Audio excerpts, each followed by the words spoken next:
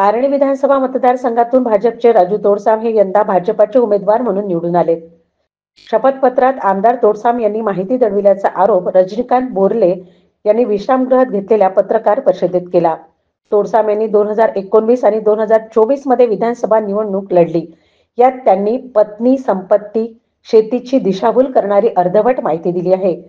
त्यांच्या संपत्तीत मोठ्या प्रमाणात वाढ झालेली आहे, त्यामुळे आयकर विभागाने चौकशी करावी, त्यांची आमदारकी रद्द करण्यात यावी अशी मागणी रजनीकांत बोरले यांनी निवडणूक आयोगाकडे केलेल्या तक्रारीमधून केली आहे। भारतीय जनता पार्टीचे आमदार जे आहे राजू तोडसाम हे केळापूर आर्णी मतदारसंघातून उमेदवारी लढली होती।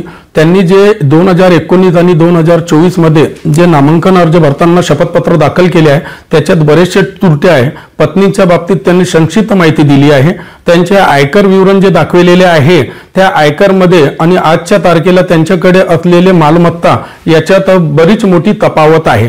त्यांच्या शेतीमध्ये जवळपास 35 ते 39 लाख रुपयाचा बांधकाम आहे। शपथपत्रामध्ये त्यांनी निरंक दाखवला आहे। याप्रमाणे त्यांनी शपथपत्रामध्ये बरीचशी माहिती अशी आहे जे खोटी, संक्षिप्त आणि दिशाभूल करणारी आहे। त्यामुळे त्यांच्या विरुद्ध गुन्हा दाखल व्हावा, त्यांची उमेदवारी रद्द करावी आणि त्यांच्या विरोधात आयकर विभागाकडे प्रकरण दाखल करून तपासणी करून आयकर विभागाने दंडासह रक्कम वसूल करावी आणि राजकीय कोषागारात जमा करावी अशी तक्रार आम्ही 4 तारखेला 4/12/2024 रोजी राज्याचे निवडणूक आयोग मुंबई आणि जिल्हा निवडणूक अधिकारी यवतमाळ आणि निवडणूक निर्णय अधिकारी केळापूर आर्णी मतदारसंघाचे पांढरकवडा इथं आम्ही ते तक्रार पुराव्यानिशी दाखल केली आहे।